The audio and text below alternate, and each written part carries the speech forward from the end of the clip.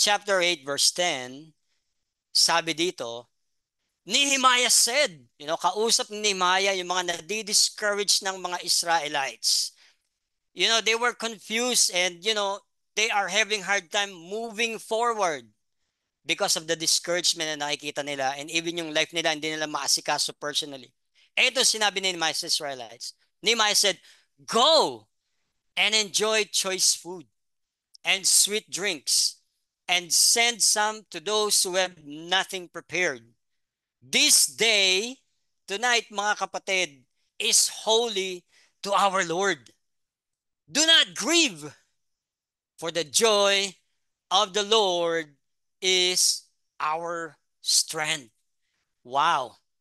It was spoken to the Israelites during yung mga moment na nire-restore yung spiritual restoration nila kay God.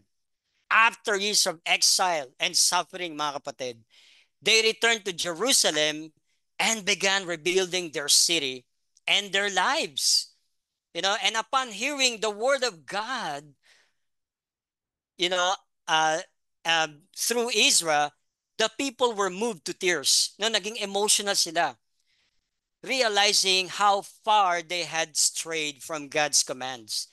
Pero sabi ni Nehemiah, no, along with this, with Ezra, sabi niya, encourage them not to grieve over their past mistakes. Tonight, we are encouraged by the Word of God not to grieve sa mga nakikita natin, even in our past. Instead, they were called to embrace God's mercy and find joy in their renewed relationship with Him. That despite of the hardship, God God's joy provides the strength to rebuild and press forward, mga kapatid. So it reminds us that even in the face of brokenness, discouragement, challenges na na-experience natin for the past 2 days, God's joy lifts and sustains us, enabling us to overcome challenges with hope and faith. So kaya naman mga kapatid, let's be encouraged tonight as we hear the word of God. And eto lang talagang hope, eto lang magpapa-encourage natin because the joy of the Lord is our strength. Amen? So tonight I want to welcome all of you to our congregational devotional ng ICOC Batangas. Amen? And siguro before tayo mag-move forward, I want to call on Marvin to lead us in a word of prayer. Go ahead, bro. Amen. Thank you, Rod. Before ako mag-pray, gusto ko lang i-share muna sa inyo mga kapatid that marami tayong mga kapatid na dumaraan sa sitwasyon na hindi maayos. May mga ilan tayong mga kapatid na natanggalan ng bubong. Marami sila. Marami ang walang bubong ngayon ng bahay nila. May ilang mga kapatid tayo na as in lampas tao yung naging baha sa kanila. And kung titingnan nyo yung kanilang mga bahay ngayon, talagang punong-puno ng putik. Meron naman tayong mga kapatid na kung saan kailangan nilang lumikas agad at dahil sa paglikas nila, ang nadala lang nila ay kung ano yung suot nilang damit. And nakakalungkot na balita to. But the reason kung bakit ngayon mga kapatid ay inilist muna natin yung good news at magpo-focus tayo sa prayer. Magpipray tayo na para sa sitwasyon na meron tayo sa Batangas and even sa buong Pilipinas. Hindi lang mga taga Batangas ang naka-experience ito, kundi marami sa buong Pilipinas. Ngayon, as I start yung prayer, gusto ko ring tawagin si Melay ng Central Ministry para mag-pray and also si Cyrome sa Taal sector. And also gusto ko rin tawagin si Dinet para sa Lipa. So, pangunahan ko po ng prayer dahil yung mga tinawag ko, sila na po yung susunod. Let us pray. Heavenly Father, magandang gabi po, Panginoon. Yung buong 3 araw, 4 na araw, Panginoon, na na-experience namin, Father, ay isang bagay, Panginoon, na sumukat sa aming pananampalataya, Father. Katama po si Rod, na kung saan humawak lang kami, Panginoon, sa iyo at magkaroon kami ng pananampalataya, Father. God, isang bagay, Panginoon, na hindi po inaasahan ng marami.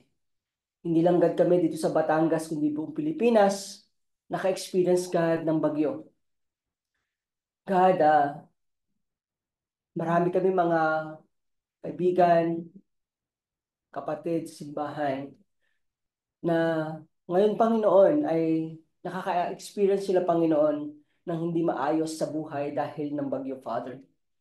May mga kapatid kami, Panginoon, na nasira yung tirahan na ngayon kailangan nilang manirahan sa kapitbahay o sa mga kamag-anak dahil hindi magamit yung kanilang bahay, Father.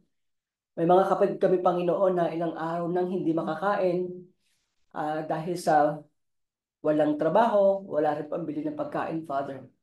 Meron gan mga kapatid kami na even tubig, God, wala silang tubig, Panginoon, dahil hindi maayos at magamit ang mga tubig sa paligid nila, Father God.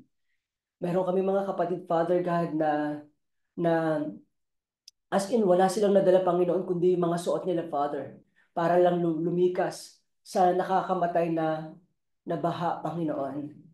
God, kami po, ilan po sa amin dito, Panginoon God, maaring nakaranas din ng bagyo, nagkaroon ng epekto, Panginoon.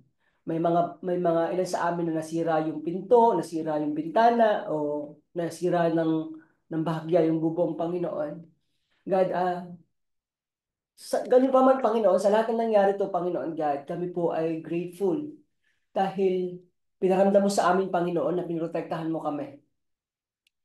Wala ni isa, Panginoon, sa aming magkakapatid dito sa simbahan sa Batangas na napahamak, na na, na hindi naging maayos, Panginoon, ang sitwasyon physically, Father. Grateful kami, Panginoon God, dahil sa kabila ng pinagdaanan, Panginoon, ng bawat isa sa amin, naramdaman namin, Panginoon, na may pamilya kami na pwedeng tumulong sa amin, Panginoon. God, ako po, personally, ang dalangin ko po para sa mga kapatid ko na hanggang ngayon ay nararamdaman yung challenge ng buhay dahil ng bagyo. Patatagin mo po ang kanilang kalooban, bigyan mo sila ng kalakasan para pagtagumpayan ang kanilang hinaharap ngayong challenge, Father. Ipakita mo, Panginoon, ang iyong pagmamahal na kung saan magsisilbi, Panginoon, nilang basihan para humarap sa buhay, Father. Ganun din po, Panginoon, makita nila ang mga learning, God, na pwede namin makuha sa mga pagsubok na binigay mo sa amin, Father. Naniniwala kami, God, na hindi po mo hahayaan na harapin namin at maranasan ang mga bagay na to nang hindi mo alam na kakayanin namin. Sigurado ka, Panginoon. At kami naman po, Panginoon, naniniwala kami na kaya namin harapin ang mga to dahil kasama ka namin, Panginoon.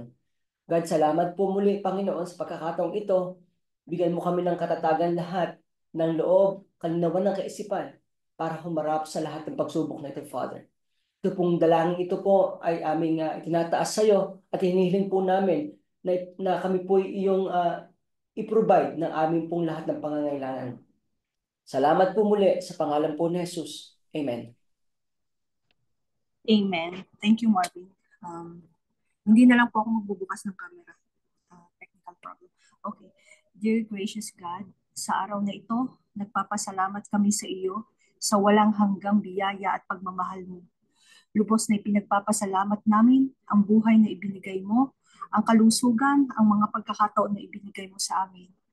Lord God, we pray for the victims of the typhoon, that you would comfort the lives that we spared, and that you would take care of those who perished. Please bless those who are doing everything they can help this disciple. Guide our steps so that we may all be prepared to respond and help one another in times of calamity. Panginoon, ito po yung unang nasilayan ko simula nung dumating ako sa Pilipinas, ang bagyo, Panginoon. Nakakalungkot man, Panginoon, na sa mga nangyari dahil ang daming nasalanta, ng bagyo, Panginoon. Pero Panginoon, tulungan niyo po kami lalong kumapit sa inyo, Panginoon, at kausapin ka, Panginoon, magsumamo sa iyo, Panginoon. Idinadalangin ko rin po na yung mga kapatid namin na nasalanta ng bagyo, Panginoon, na madili nilang ah, ma, maayos yung kanilang mga tirahan kung ano man po ang nawasak, Panginoon. Ganon din po, Panginoon, hindi lamang po yung mga bahay o mga ari-arian na nasira, Panginoon, kundi yung kanilang pananampalataya at paniniwala sa inyo, Panginoon, yung mga challenges na dumadating sa aming buhay, Panginoon. Lord God, uh, you are in control of everything, Panginoon. Praying na wala na po munang kasunod na bagyo o wala nang bagyo na sumunod pa, Panginoon. Lord God, itinataas ko po din sa inyo ang lahat ng leader ng simbahan na bigyan pa po ng lakas para marami pa po silang matulungan. Ganon din po ang kanilang mga kalusugan na nagbibigay lakas sa pagsiserve sa inyo, Panginoon. Pakingatan niyo po sila, lalo na po pagka bumabiyahe po sila ng gabi galing sa service, Panginoon, sa pagtulong sa mga kapatid na sa pagtulong na sa mga kapatid na nasalanta ng bagyo, Panginoon. Ganon din po kung galing sila sa pagsiserve sa inyo, Panginoon. Panginoon, idinadalangin ko din po ang mga kapatid namin na nanghihinan sa pananampalataya. Lord God, bigyan niyo po sila ng lakas at pagtitiwala sa inyo. Huwag niyo po silang hayaang lumayo. Nagsusumamo po ako sa inyo, Panginoon, na tulungan na gawin po namin ang lahat ng aming makakaya para gawin ng maayos at kalugod-lugod sa inyong kalooban ang aming mga gawain. I pray ang buong simbahan, ang buong kapatiran, na spread ang love, peace at unity kahit dumaan ng bagyo, hindi lamang yung kalamidad, Panginoon, kundi yung bagyo sa buhay na meron kami, Panginoon. Nakakaranas man kami, Panginoon, minsan ng hindi pagkakaunawaan. Tulungan niyo po kaming mangibabaw ang iyong mga salita, ang iyong pagmamahal sa amin. Teach us more about who you are and how much you love us. Humihingi din po kami ng kapatawaran kung minsan ay nakakalimot kaming unahin ka. Dala ng aming pang-araw-araw na pamumuhay, bigyan niyo po kami ng lakas na once na maimulat ang aming mga mata sa umaga, ay may lakas kaming mag-quiet time, kausapin ka, Panginoon. Napakasarap, Panginoon, na kasama ka, Panginoon. Tulungan niyo po kaming maging malakas ang unahin ka. Hindi lamang mabasa ang iyong mga salita, kundi aming isabuhay, Panginoon. Ganon din po yung mga family namin na hindi pa po disciple, Panginoon. Tulungan niyo po kami na ma-encourage sila, Panginoon, na ma-share namin sa kanila ang iyong mga salita, Panginoon. Lord God, thank you for your grace and mercy and for the gift of salvation through your Son, Jesus Christ. In Jesus' name, I pray. Amen. Amen. Okay, let's put ourselves in God's presence. Good evening, Lord God. We just want to thank you for tonight, for gathering us today sa church. Even just online lang po to, we are very thankful kasi despite the challenges we are facing, the typhoon we are currently facing, alam namin na mayroong isang ikaw, na mayroong isang Diyos na alam namin na magiging sandigan po namin, magiging kalakasan lang po namin, kalakasan ng loob na hinihingi namin sa panahon na kami ay nahihirapan. Panginoon, kami ngayon ay humaharap sa inyo sa oras ng kaguluhan at kawalan ng katiyakan habang ang naranasan po naming bagyo na si Christine ay kasalukuyan na sinasalanta ang bansa, sinasalanta ang bayan namin, ang komunidad namin. Panginoon, nialay namin sa iyo ng aming mga puso, kaluluwa, na kami ngayon ay humihiling ng proteksyon at habag sa lahat ng naapektuhan ng bagyo. Hinihiling namin ang kaligtasan at kabutihan ng aming mga kapwa Pilipino, lalo-lalo na ng mga nasa landas ng unos na direktang tinamaan at lubhang sinalanta ng bagyo. Panginoon, Hinihingi namin ang inyong patnubay at lakas para sa aming mga pinuno ng simbahan, pinuno ng komunidad ng bansang ito, at ang mga tumutugon pa habang sila'y nagtatrabaho ng walang kapaguran, 24 hours na nagbibigay ng mga relief para lang mapatid ang tulong sa mga nasalanta na panatilihin silang ligtas at ang aming komunidad. Bigyan niyo sila ng karunungan at pangunawa sa kanilang mga ginagawang desisyon at ingatan niyo po sila lagi na bigyan niyo sila ng proteksyon. Panginoon, hinihiling din namin ang kaginhawahan at kalakasan para sa mga taong lubos ng nakaranas ng pagkawala at pinsala. Mga namatayan, mga nasiraan ng bahay, nawalan ng pagkakakitaan, ng mga alaga, ng pananim, naway kanilang mahanap ang pag-asa at tapang sa gitna ng pagsubok na ito. Sa pag-alam na kayo ay kasama namin, na kayo ay laging nandyan, na nagbibigay ng kaginhawahan sa mga kalungkutan na nararanasan namin ngayon. Hinihiling namin ang mabilis na paglipas nitong bagyo at ang pagbalik ng kaligtasan at kapayapaan sa aming bansa. Tulungan niyo po kami, Panginoon, na magkaisa sa pagtulong at suporta sa mga nangangailangan. Ipagkatiwala niyo po sa amin, O Diyos, na kayo ang aming kanlungan, kayo ang aming lakas sa panahon na kami ay nagigipit, nahihirapan. Hinihiling namin na ipadama niyo po sa amin ang inyong makapangyarihang kamay, ang inyong maawing puso, at ang proteksyon para sa buong Pilipinas habang sabay-sabay namin hinaharap ang unos na ito. Ito po ay tinataas ko po sa matamis sa pangalan ni Jesus. Amen. Amen. Thank you, kapatid. Let's pray po. Panginoong Diyos, pinupuri ka namin sa iyong walang hanggang kapangyarihan at karunungan. Ikaw po ang lumikha ng lahat ng bagay. At sa iyo lamang kami, God, umaasa. Nagpapasalamat kami sa iyong patuloy na pag-ibig at awa sa aming buhay. Ikaw po ang aming ilaw sa gitna ng kadiliman. Ikaw rin po ang aming kanlungan at lakas sa gitna ng mga pagsubok. God, sa kabila po ng mga nangyari sa aming mga buhay, naniniwala kaming kasama ka namin. At sa gabing ito po, Ama, bigyan mo kami ng pusong bukas sa iyong mga salita. Naway manatili sa aming mga puso ang iyong aral at mga tagubilin.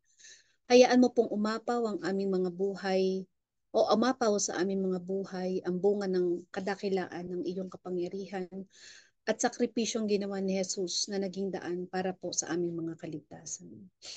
Ama naming mapagmahal, buong puso po ang pasasalamat naming mga nakaligtas mula sa bagsik ng hagupit ng katatapos lamang na bagyo.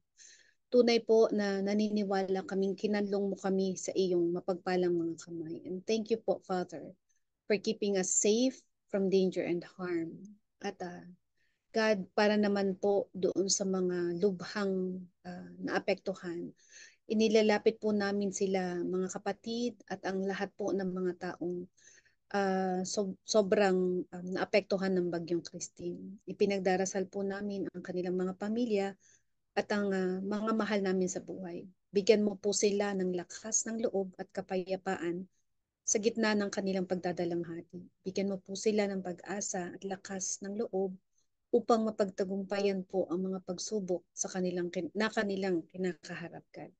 Ipakita mo po sa kanila ang iyong awa at pag-ibig, God. Please let them not lose hope, but all the more makita nila ang iyong walang hanggang pagmamahal po sa pamamagitan ng mga taong gagamitin mo upang muli silang makabangon buhat sa pagsubok na ito, Father.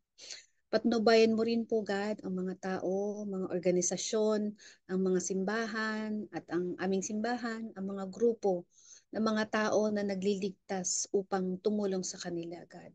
Tulungan mo po rin kami na maging mabisang instrumento mo o mabisang instrumento ng iyong pag-ibig at awa sa mga nangangailangan, Father.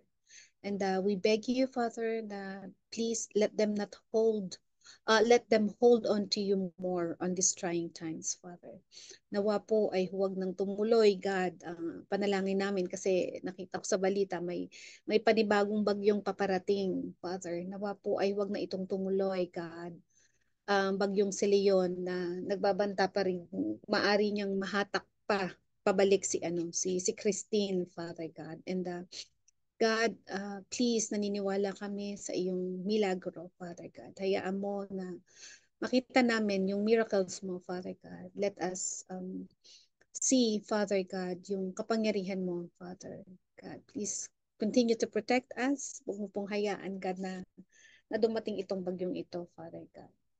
At nawa, yun nga, matunaw po ang bagyong ito at wag na siyang tumuloy, Father God. Lubos po ang aming pagtingin sa iyong kapangyarihan. Ikaw na po nawa ang patuloy naming maging kalakasan, Ama. Salamat po sa iyong patnubay at pagmamahal. Mahal ka po namin, Father, and I love you, God. Thank you so much for everything, Father. Lahat po ng ito ay dalangin namin sa matamis na pangalan ng iyong anak na si Jesus. Amen.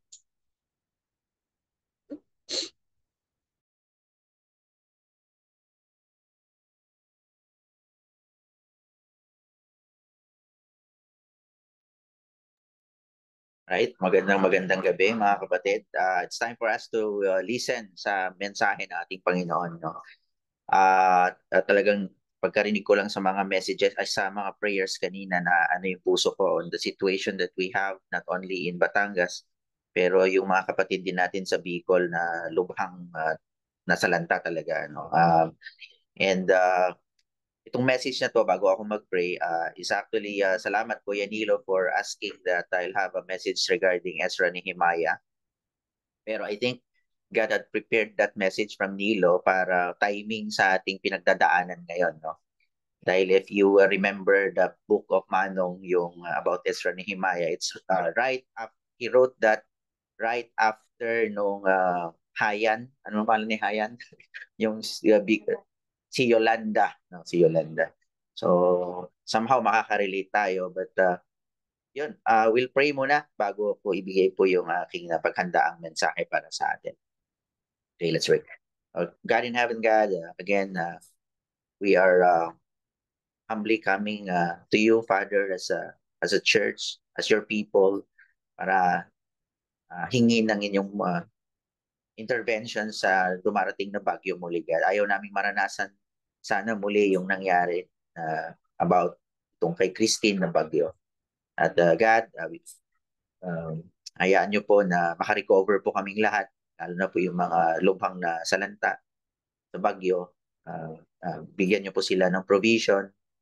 Himukin nyo po ang puso ng maraming tao para tumulong po, para makarecover po na mabilis.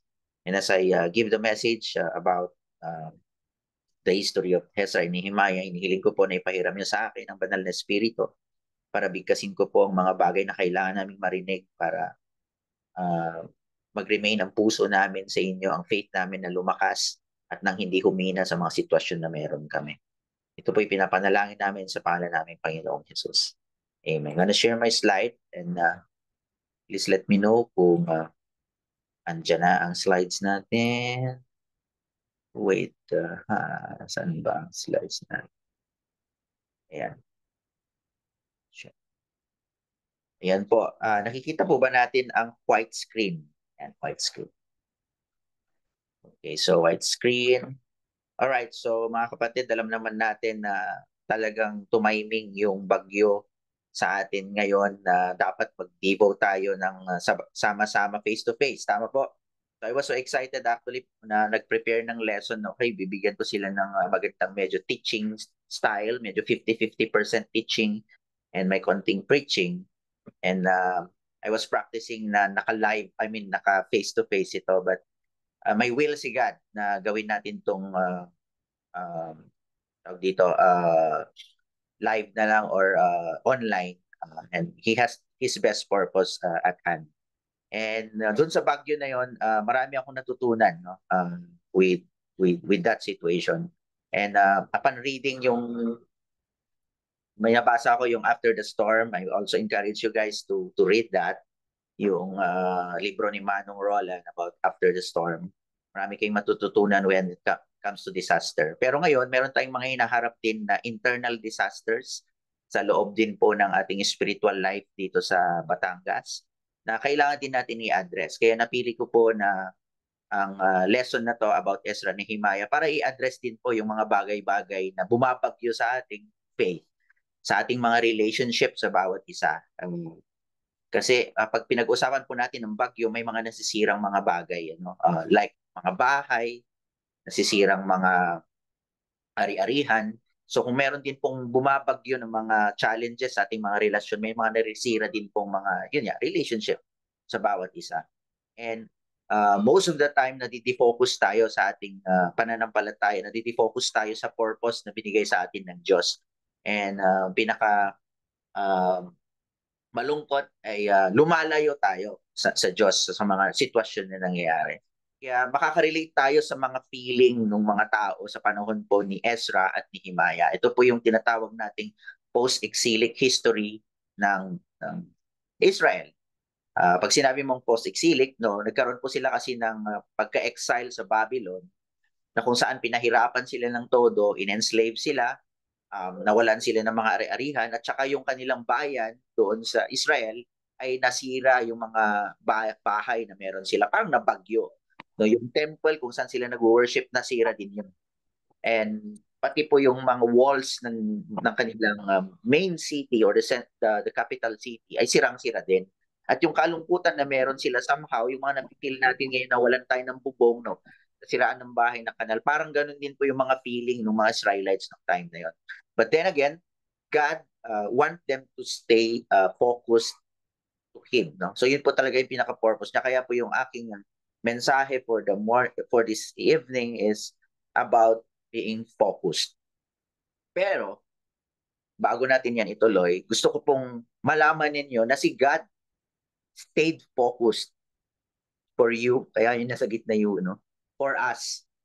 At matututunan natin dito na hindi nag-falter si God dun sa gusto niya talagang mangyari. At ako lang gusto niya mangyari is makasama tayo ng forever or ng walang hanggan. That's His focus for us to make it makasama siya. And He's gonna do everything. Gagawin niya ang lahat para mangyari yon. So dito po sa pag-uusapan natin, ano ba yung pinaka-focus ni God sa Ezra Nehemiah? It is the fulfillment of this prophecy. Yan. So or this is statement of God through Jeremiah.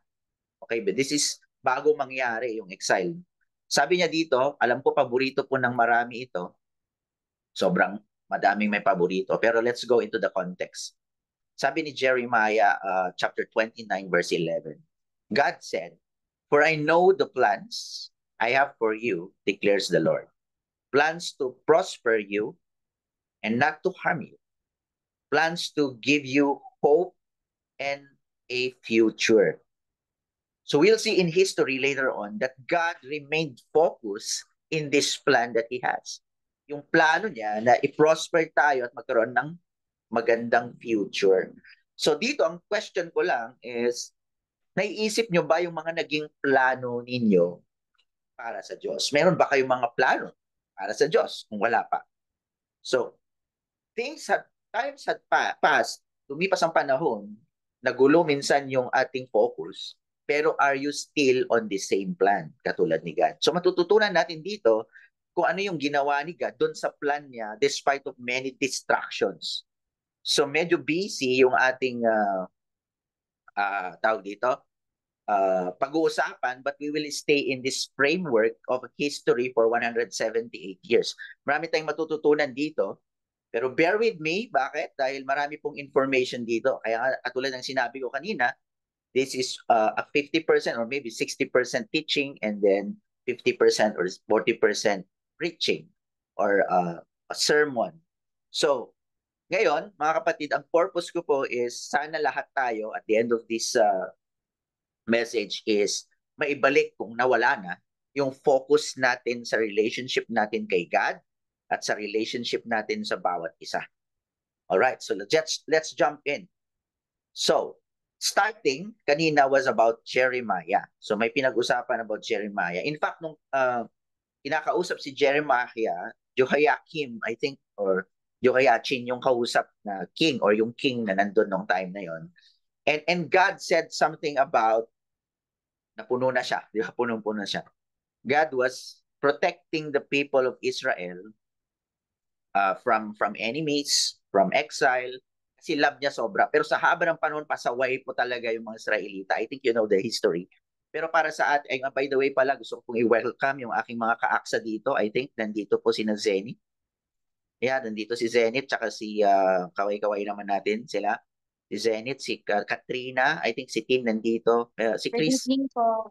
Ayan, good evening. So nandito po sila. Thank you for joining our devotionals. No? Binabagyo po sila ngayon. Nasa kanila po yung buntot ni Christine. No?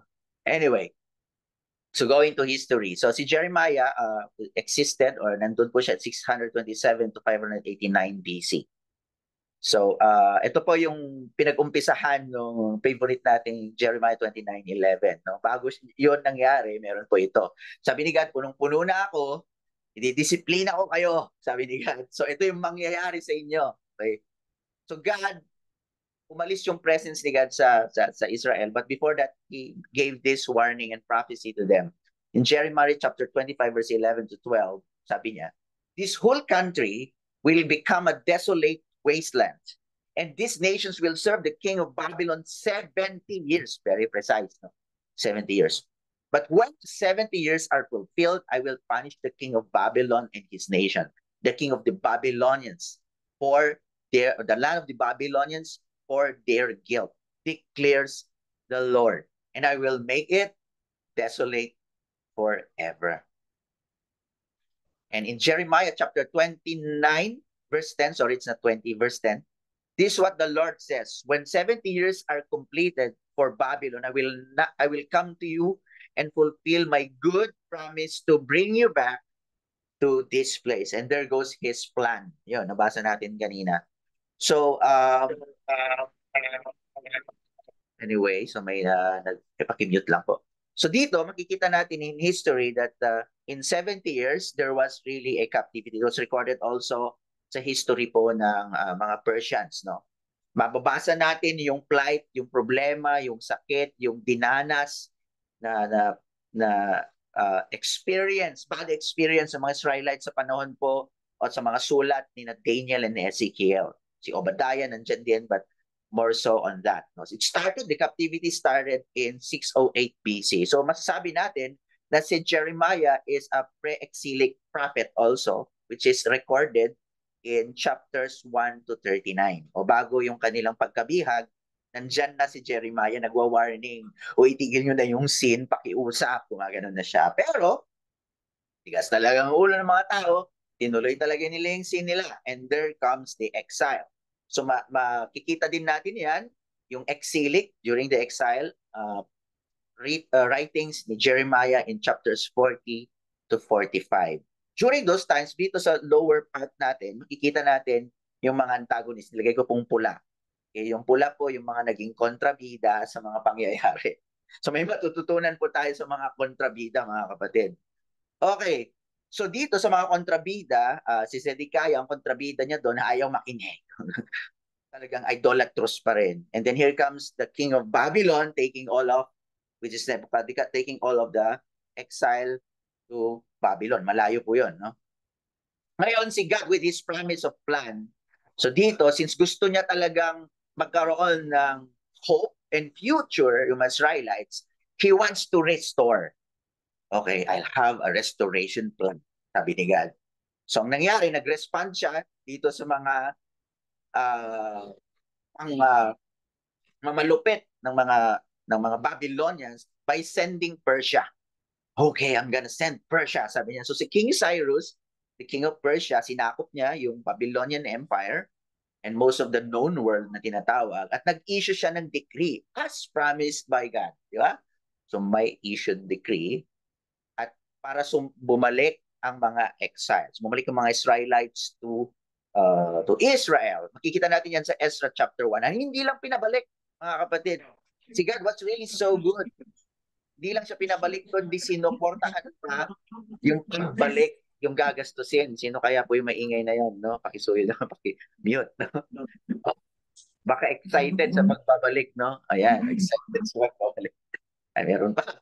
Okay, basahin niyo na lang po yung Ezra chapter 1. Kaya naman po, yan, makikita natin yan sa Ezra chapters 1 to 4, yung pagbabalik at yung suporta na nangyari nga po sa panahon ng ni Zerubabel. Ano ba yung nire-restore ni God? Ito matututunan natin malaki dito, no?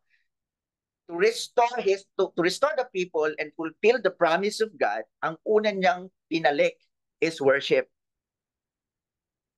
Worship yung una niyang in-establish. God, grabe, ano? Dito lang pinapakita ni God na napaka-importante sa kanya ang worship. Pero other than that, worship is also one of the pillars para yung mga tao will love Him more and love others more. So that they will be focused doon sa kanyang mga plano. So ito po yung panahon ni Zerubabel, nag-start po yung building. Pero, again, pag may ginagawa si God, nag-work din po yung halaban, which is the devil is kind of work. If God is using the people like Zerubbabel and King Cyrus, the devil will also use people. So, sino ba yung mga yon? Dumating po yung mga Samaritans at saka yung sina Rehum, Shemshai at Artaxerxes. Ito po yung mga naging kontrabida during the time. Ba? Siyempre, tingnan natin when they're building the worship house of God, which is the temple, no? Ano ba yung mga nangyayari? Pag sa worship, marami tayong matututunan, no? Sa worship, makikita natin, magkakaroon tayo ng chance to meet each other, to establish relationship, and na-foster yung ating godly relationship with each other. Kung pansinin niyo po, the family that prays together, there was a saying like that, and worship together, stays together, prospers together, and love each other together. So dito, makikita natin kaya napaka-importante po yung worship. And during worship, there are messages na narinig tayo, and there are also sharing, maybe testimonies, or maybe people that we didn't see for a long time.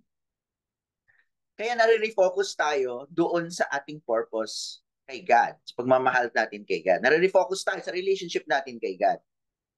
And things do happen greatly kapag meron tayong binibuild na godly relationships. That's why, mga kapatid, napaka-importante ang worship. Mamaya ko po ipapakita yung mga nangyayari sa church natin or sa ating mga relationship when it comes to worship, when there was distraction. So pagdating po ng mga Samaritans, sina Rehum at saka Shimshai, ang istorya po, to give you the context here, is they were building the temple, so it's not yet finished. Hindi pa siya tapos. So dumating yung mga Samaritans, gusto pong tumulong. By the way, ang mga Samaritano, ito po yung mga half-blooded Jews. So meron na po silang mga mistizo. No? They were already like 50% or 25% Jew. So may iba silang mga lahi. I don't know if they are sincere na tumulong daw na mag-build. Whatever that is, sincere or not sincere, they want to help na mag-build.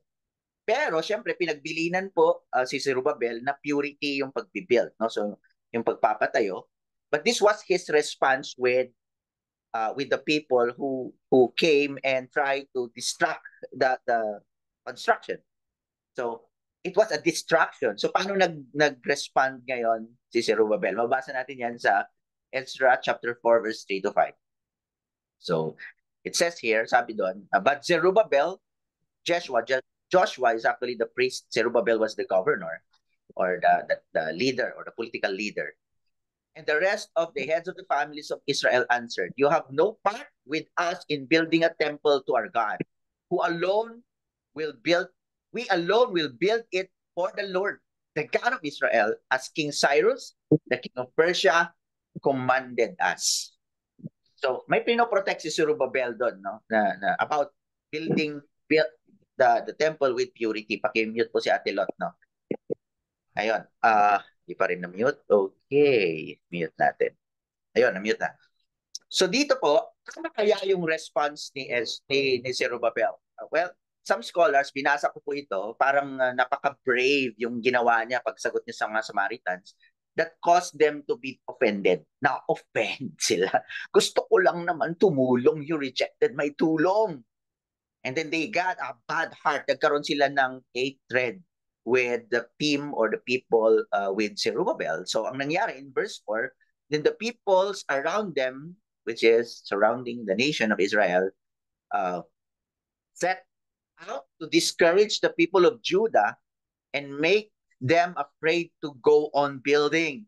They bribe officials to work against them and frustrate their plans during the entire reign of Cyrus, king of Persia, and down to the reign of Darius, king of Persia.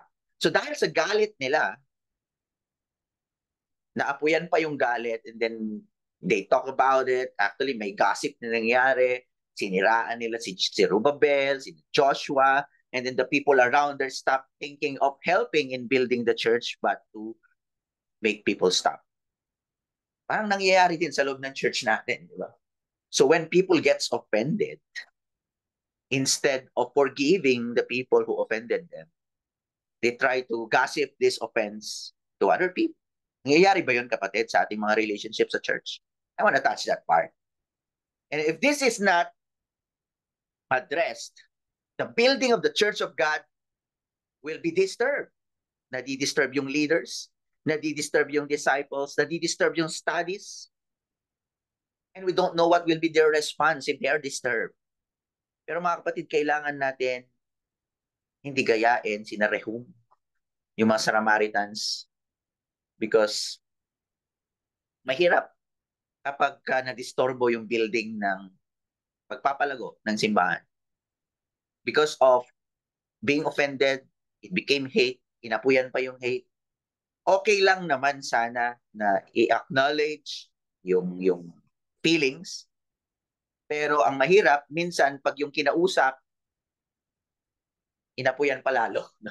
Imbes na i-lead back to righteousness, to forgiveness, and pagpasensyahan yung naka-offend, minsan inaapuyan pa.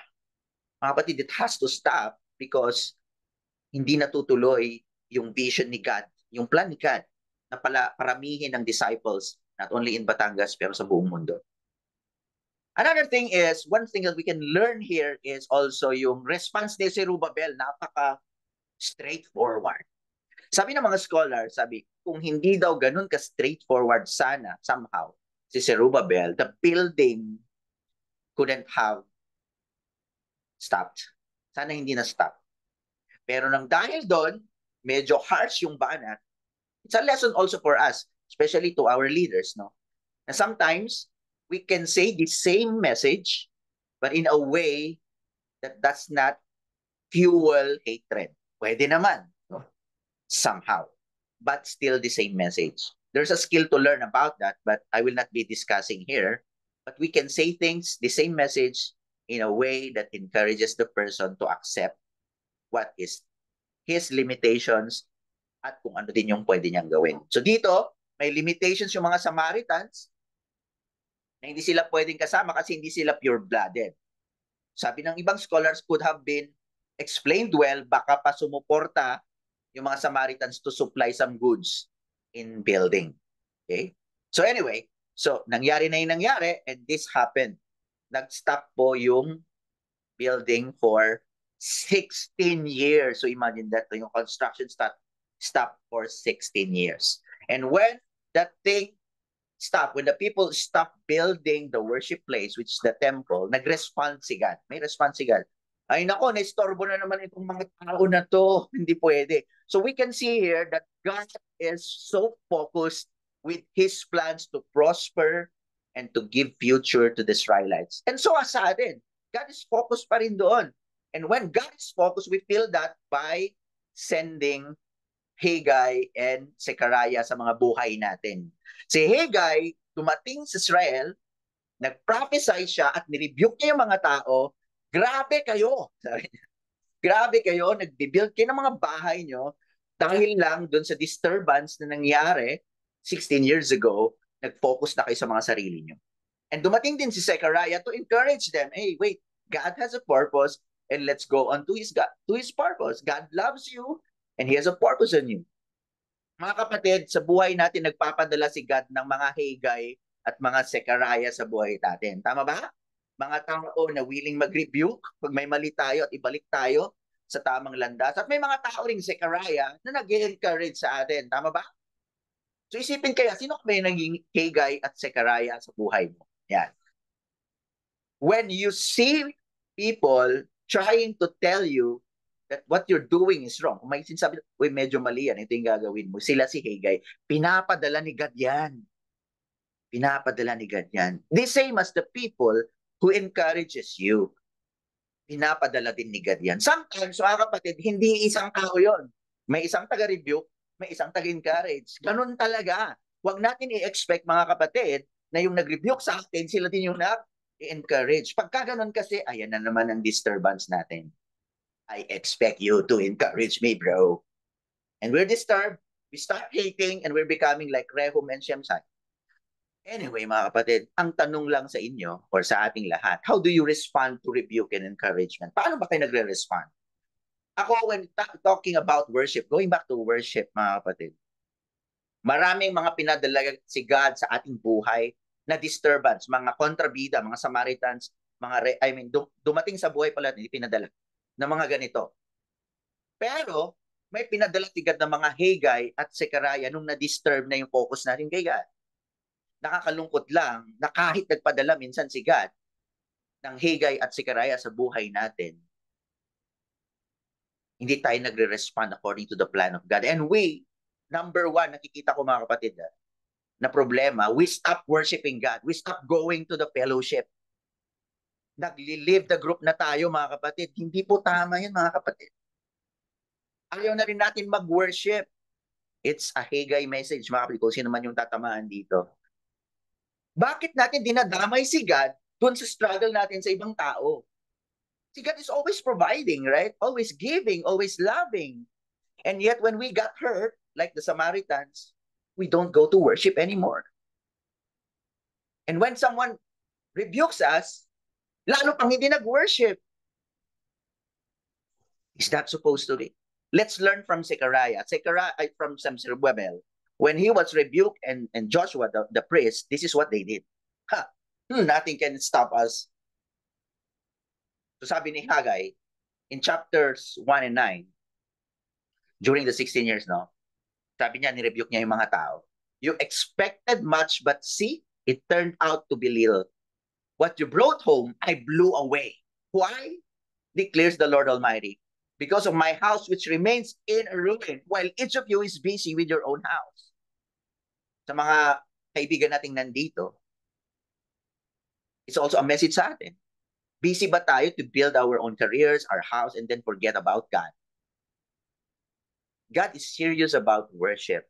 And this is the message given to Zerubbabel and the leaders and the people of Israel and Joshua. You know what their response is? Ito yung dapat nating gayahin, yung response ni Zerubbabel.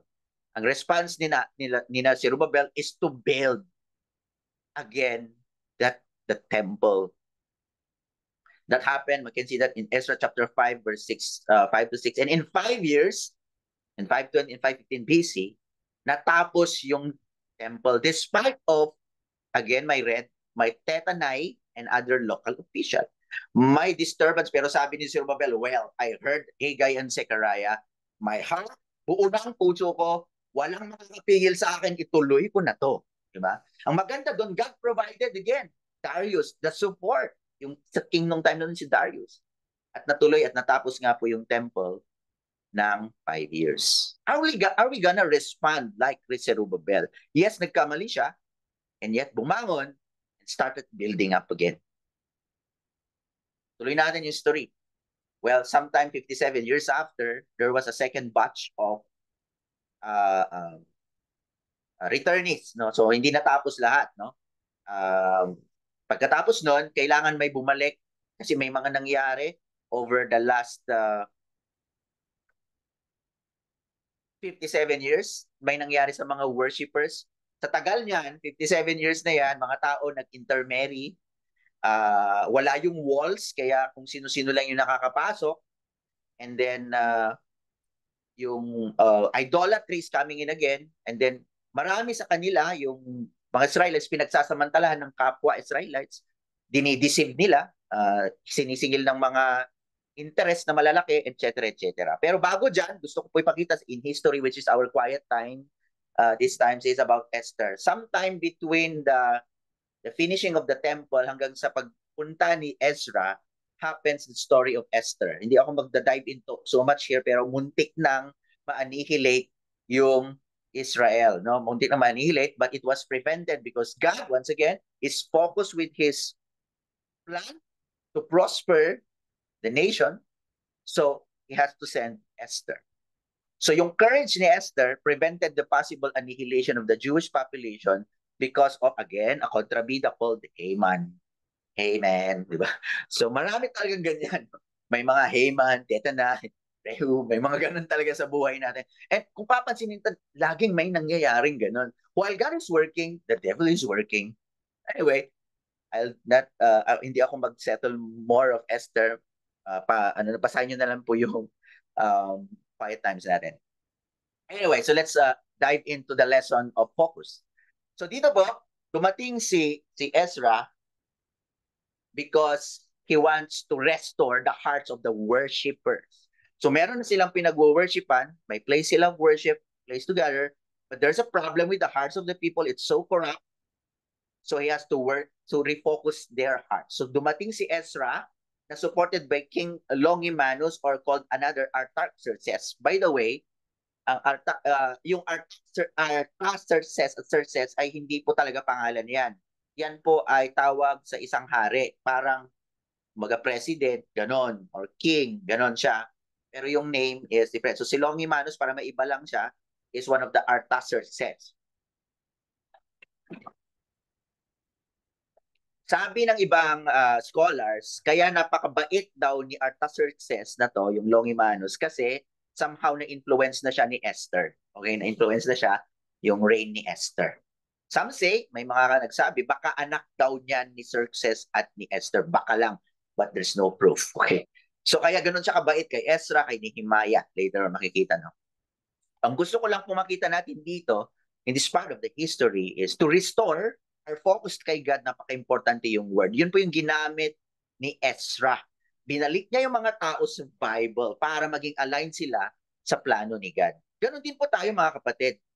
We need to go back to the Word of God para maging aligned tayo sa plans ni God. So mga nagpunta po dito, nag-online na mga bisita po natin, mga taga-kaaksa, pag gusto po natin na maging aligned tayo kay God, napaka-importanteng basahin natin yung word ni God para yung focus natin sa Kanya. Another thing nakita natin dito kay Ezra, nung nire-restore niya yung worshipers, pinakita niya kung ano yung mali. Hindi siya nagdalawang isip. Pinakita niya yung purity sa mga relationships, and that is more on yung sin of intermarriage. May nag-question na nakita ko doon sa ibang mga vlogs na bakit inallow ni Ezra yung divorce dito sa part na to. That would be another case, but dito, he's talking about purity sa worship kay God. And kaya inallow yon dahil ang mga kasalanan nung mga nauna, let's go back kay Solomon, is intermarriage, kaya naging malala yung yung situation ng Israel with the other kings. So ang sinasabi ni Ezra is, let's not repeat the same mistake.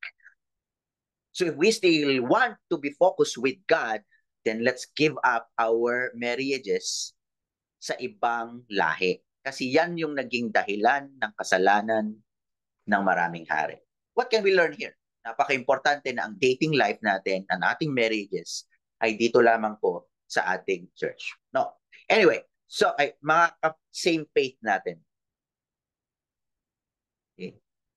So sa dating, no, i-attach ko yung dating, no. So pag-usapan natin when it comes to dating, no, let's practice respect, and let's mag-submit tayo sa spiritual guidance ng ating mga leaders. Kasi naniniwala ako na ang mga leaders natin are God's sent. Sila yung nagbibigkas po, mga kapatid, ng mga gustong sabihin din ni God sa atin. Sometimes hindi natin gusto yon, pero ano lang naman yung sige, I'll go with your spiritual guidance. Kasi ang purpose lang na makita ko, although I wasn't dating in this church, pero nakita ko yung purpose was just to protect our purity. And let's appreciate it. Total naman, kung gusto mo talaga yung sister or yung brother, magkakatuluyan din naman. Di ba? Now, if you are sincere with your love life, no? Sincere ka talaga, ano lang naman yung, sige, hindi ko to gagawin. O sige, gagawin ko to. Ano lang naman yun? It's a gesture of showing na love mo talaga at seryoso ka doon sa sister or doon sa brother. It doesn't hurt you. The church will never give you or hindi na tayo bibigyan ng isang bagay para ipahamak po tayo. I believe that. But it hurts us sometimes. I felt that too. Not in dating, but in some rebukes. But my heart, I did not, hindi ko siya inapuyan para maging hatred. Just comply, mga kapatid. Anyway, so dito, nakita din natin in this part, medyo mahaba guys, pero kailangan natin tong pag-usapan. Number 3, nakita natin na wala silang discipling nung times na yan for 57 years. So dito, napunta si Ezra and established discipling, leading the people to repentance and give up sin. Ako nalulungkot, no? Wala na masyado yung practice ng discipling, paminsan-minsan na lang. Bakit hindi natin ibalik ang weekly discipling, mga kapatid? Baka kung ibalik natin yon, mas focus tayo kay God. Kasi kung hindi, madi-disturb tayo at mawawala yung focus natin. Do you agree with me? Pwede. Anyway, so again, may mga kontrabida. Okay, meron pa rin siya. Ayaw namin mag-submit. Talagang may ganon, mga kapatid. Meron talaga. Sa church meron talaga, pero huwag tayong patitinag. Ipag-pray natin sila. Ilalove pa rin natin itong mga ayaw mag-comply. Huwag natin silang i-hate, mga kapatid. Huwag natin silang i-hate. Yung some Israelites dito is hindi nag-comply dito sa tatlo, but the people still supported them and accepted them inside Jerusalem. Ba't di natin gawin yun? Huwag natin silang i-hate. Anyway, so let's proceed. Sana may natututunan kayo. For 13 years, grabe, no? So nakafocus lang sila, may security risk na nangyari. Ibig sabihin, wala yung walls, kaya kahit sino pumapasok, nai-impluwensyahan ng masama ulit yung mga tao. Kaya sabi ni Kat, naku, kailangan ng security para maipatuloy ko, continuity, yung aking purpose na bigyan ng hope and future or plan sa mga taong to. So napaka-importante, mga kapatid, kahit naayos na ang worship, naayos ng worshipers, kailangan ng continuity. Tuloy-tuloy. Now, there's a security risk, so God responds. He responded by sending Nehemiah to restore the walls for security purposes. Tumulong din si Ezra kasi dahil sa 13 years, maraming influences doon para ibalik sila ulit. Oy, wait lang, marami na namang influence na bad. Bumalik na kayo kay God through the Word. Ayan, nandiyan na naman ang Bible reading. So napansin natin guys, hindi nawawala ang pagbabasa at pagbabalik sa Biblia. Anyway, so distraction comes again. Naku, ito na naman. So pag-usapan natin. During the time na binibuild ni Nehemiah, actually nung natapos din, merong pong lying and deceit na muntik nang hindi ituloy ni Nehemiah ang pag-build ng walls. Muntik na. Meron ding tolerating sin. Tapos yung mga leaders doon, dahil ayaw nilang makaaway or masama yung loob ng mga pumapasok na hindi Jew or mga kasama nila na nag-sin, ay sige, hayaan mo lang sila na mag-sin kasi baka mang-away, di ba? Pag mag-rebuke. So they tolerated sin. Nangyari po yun. At dyan po nag-poster sina Sanballat, sina Tobiah, mga leaders po yan, at si Geshem. But anyway, so tingnan natin ano ba yung response ng leader. Nandito pa kayo mga kapatid, medyo mahaba ng konti, pero patapos na po. So ano ba yung response ng leader? Yan, maganda po ito, matututunan natin. Si Nehemiah responded to lying and deceit.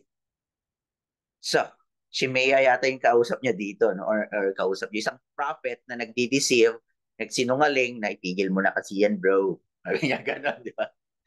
O i-hate mo na kasi yan, bro. I-judge mo na kasi yan, bro. Parang gano'n, may gano'n din sa atin, di ba? Anyway, so, I realized, sabi ni Nehemiah in chapter 6, verse 12 to 13, I realized that God had not sent him, but that he had prophesied against me because of Tobiah and Sanballat. had hired him. He had been hired to intimidate me so that I would commit a sin by doing this. And then they would give me a bad name to discredit me. Yan. So may mga ganung nangyari. So maganda din na may discernment tayo who is lying and deceiving. Paano natin makikita yon? Again, if you know the Bible, you know what is deceit and what is a lie. Akala natin minsan, yung mga ginagawa natin was godly. Tama, di ba? Purpose ko lang naman makatulong ako eh. Ang purpose ko lang naman mapabuti ang buhay niya. Pero yung manner of doing it wasn't godly. That's why yung impact doon sa tao, imbes na tulungan, na-destroy pa. And if that's the case, sometimes it's a deceit in our part. So let's align ourselves to the Bible. What's the purpose of the Bible? It's all about love and restoring. Ayan po nakalagay, restoration. Restoring people to God. Our ways would restore the person. Another thing, yung lie. Marami dito yung mga, or maraming naririnig tayong mga gossip, right? And sometimes, nag-i-express lang naman. But the truth there is, may nadadagdag na dun sa ine-express nila. Ano ba yung response natin as a person who is receiving it? It's my question. Are we going to become godly? Ano ba yung response natin, mga kapatid? Gagatungan ba natin yung lie and deceit na yon, or ililid natin back to God? Where there's a skill to do that. Maganda daw, ito natutunan ko po, isi-share ko lang po ha, sa counseling, it's a part of counseling with Ate Weng. Una, pakinggan muna daw yung tao. Pakinggan, hayaan nyo munang i-express yung pain, even if it's a lie.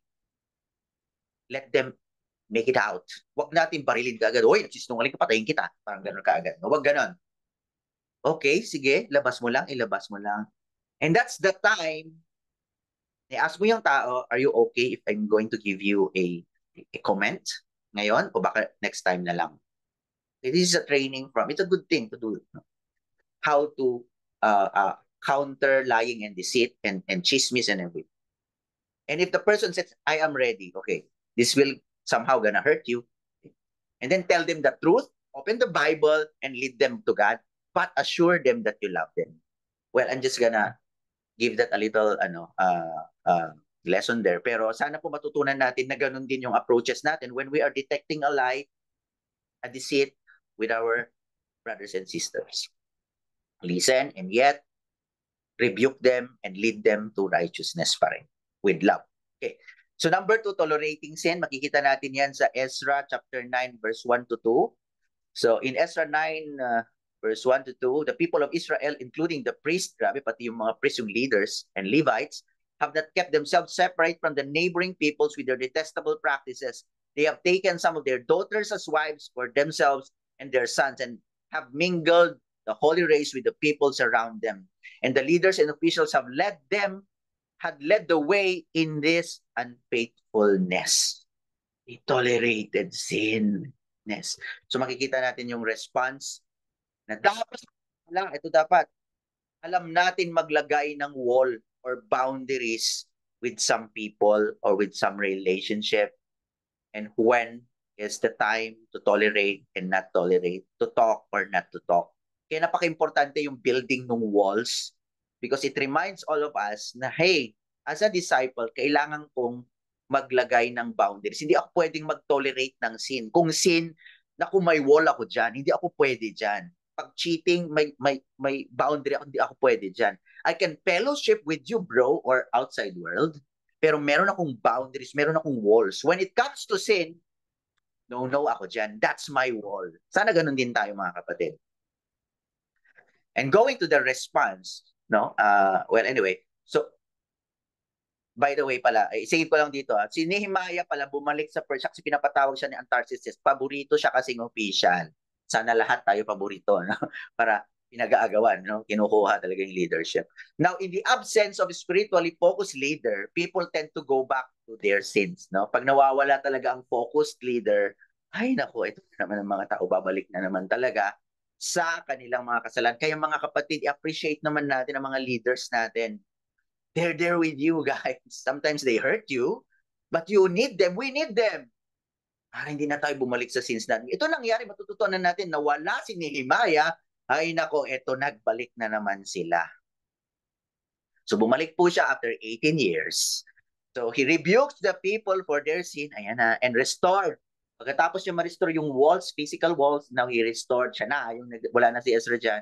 He restored the spiritual life of the people, leading back to the Bible. So ito yung response no, in relation to tolerating sin. I rebuked the nobles of Judah, leaders, yung rebuke niya rito, and said to them, what is this wicked thing you are doing? Desecrating the Sabbath day. Sinihit ko po dito there, guys. Kasi dahil ang mga tao, during that time, naging busy na naman sila, nag-intermarry na naman sila, hindi na naman sila focus kay God, and they forget to worship again. So ilan ba sa atin dito yung hindi na nag-worship dahil busy? Okay, we can learn here, you need to go back to the Bible, and the Bible is saying worship, go back to the fellowship is very important. This is to restore your heart, focus on God. Anyway, so guys, makikita natin na napaka-importante talaga, mga kapatid, ang rebuke and correction para maging stay focused tayo kay God. Paulit-ulit yun ha, in the whole history. Yan, di ba Ate Lucy? Yan, pakimute po si Ate Lucy. Okay, hello. Ayan, lumabas ulit ang mga kalaban, si Eliashib, si Tobiah, and some Jews. But anyway, kaya naman, ayan, na-distract na naman yung mga tao, hindi na po natapos yan. Kaya tatapusin na natin to. So nag-overlap itong in 70 years, so nag-overlap si Malakay at Nehemiah, pero nang dahil kay Eliashib, Tobiah, and some Jews, nag-compromise na naman sila. But anyway, here comes Malakay. God sent another prophet to correct the hearts. Ganon talaga, God will send again ang Malakay sa buhay natin. Di ba? Gave prophecies, so, including the coming of the Messiah, but mainly to address the corrupt practices. Ang mga kontrabita dito ngayon ay priest inside the church na and the purity of worship. I just want to touch here. Sometimes, wala tayong distractions sa labas. Pero minsan, nasa loob na yung distractions natin, mga kapatid. Or yung nagli-lead sa atin sa sin ay nasa loob na rin po ng church. So, let's watch out on that. So, ito na po yung history. So, God has a plan. His plan is to prosper, to give us a hope, and to give us a bright future with Him for eternity. And He has a plan for restoration. Importante kay God ang worship. Importante din yung puso ng worshipers. At napaka-importante kay God na tuloy-tuloy tayong focus at aligned sa Kanya. Alam niya na laging may mga pula o kontrabida, distractions, etc. But then He always sends someone for us to go back to our focus. I-appreciate natin yung mga someone na yun. But dito sa history na to, well, it was kulang kasi bumalik na naman yung mga tao sa problema. Nag-sin na naman sila. So the cycle of repentance and sin continued. Someone must come, keep the people focused. Kaya naman, may prophecy iniwan si Malakay. Sabi niya, I will send my messenger who will prepare the way before me. Then suddenly, the Lord you are seeking will come to this temple. The messenger of the covenant, whom you desire, will come, says the Lord Almighty. And that was fulfilled in Matthew chapter 11, verse 10, 30 AD, after 400 years of this prophecy. And there came Jesus Christ. Jesus Christ's words, examples, and relationship with Him is enough para mag-focus tayo kay God, mga kapatid. Alagaan natin yung relationship natin with Jesus Christ. And that is what is very, very important. So with that, mga kapatid, let's all go back to Jesus Christ. Let's fix our eyes on Jesus Christ para mag-remain focused tayo kahit anong mangyari so that we will give all the glory to God. Yun lamang mga kapatid, and stay focused. God bless you.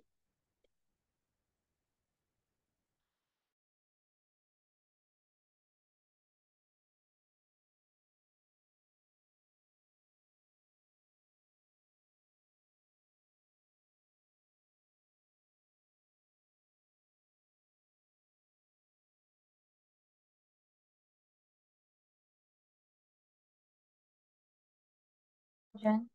some technical difficulties in shifting ano lang po, controls. Would like to call on John for the response. Thank you.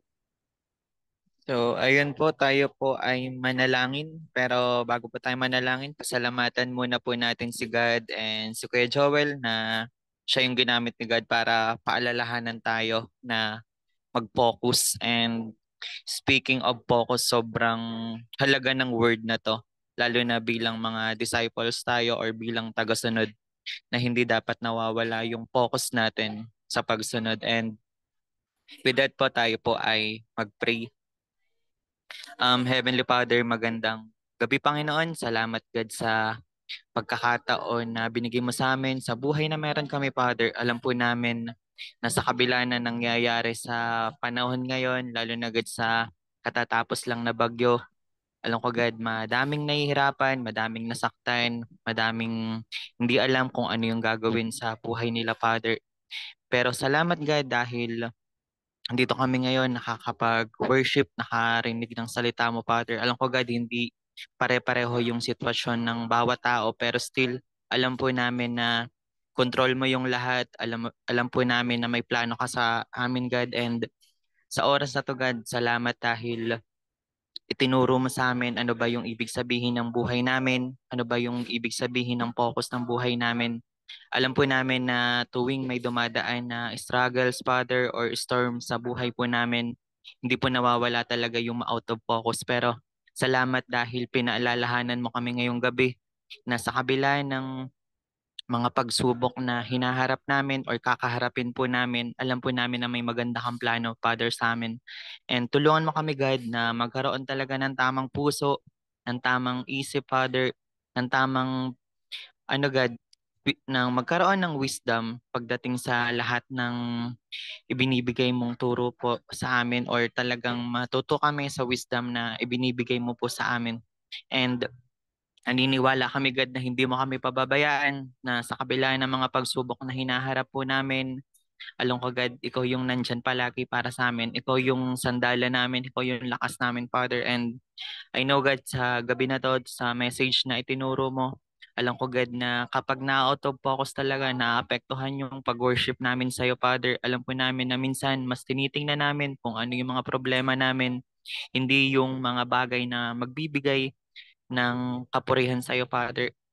And tulungan mo kami, God, na talagang unahin lagi ng sambahin ka. Alam ko, God, na sa kabila ng mga pagsubok na hinaharap namin, napapagod kami, nahihirapan kami, Father. Pero tulungan mo kami na magkaroon ng tamang puso na hindi maapektuhan yung pagsamba sa iyo, Father.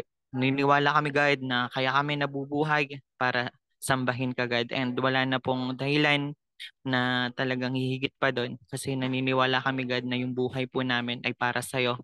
And yung mga bagay na gusto naming makuha, alam po namin na yan ay mga bonus lang or mga blessing mo lang din na kapag ikaw yung inuna, alam po namin, ibibigay mo yung mga desires ng puso po namin, Father. Tulungan mo kami, God, na bilang simbahan, talagang dito namin makuha yung encouragement, yung tamang fellowship, yung tamang relationship, Father. Alam po namin, hindi may iwasan yung magkaroon ng iba-ibang character, pero tulungan mo kami na magkaroon ng iisang puso na ikaw yung focus talaga, God. And alam po namin na kung ikaw yung focus namin, mas madali po namin magkakaroon kami ng nagkakaisagad kami. And tulungan mo kami, God, na ikaw talaga yung focus, God. Tulungan mo kami na pag alam po namin na mas magiging matibay talaga kung ikaw yung focus po namin. Alam po namin na mas lalago talaga yung simbahan mo kung ikaw talaga yung focus namin. Tulungan mo kami, God, na ipagpatuloy talaga yung pagsunod sa iyo, Father. Alam po namin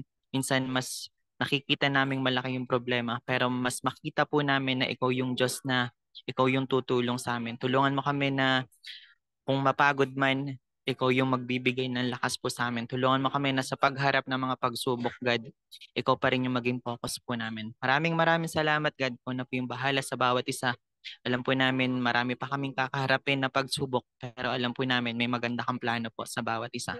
Ikaw na po yung bahala sa mga naapektuhan ng bagyo din, God, na ikaw yung makita na ikaw yung pag-asa sa kabila ng pinagdadaanan po nila. Ikaw na po yung bahala. Maraming maraming salamat po. Salamat po sa inyong salita na napakinggan po namin. Salamat, God, sa Holy Spirit mo and nag-remind sa amin na ikaw dapat yung focus po namin. Mahal ka po namin, Panginoon, sa pangalan po ni Jesus. Amen.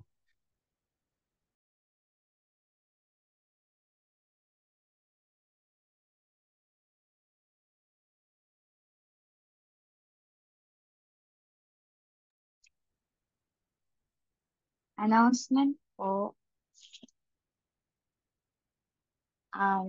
Yun po, sa Sunday, worship service po, October 27, 9 a.m., split worship po per sector. And yung devotional din po natin, split Vivo po per sector.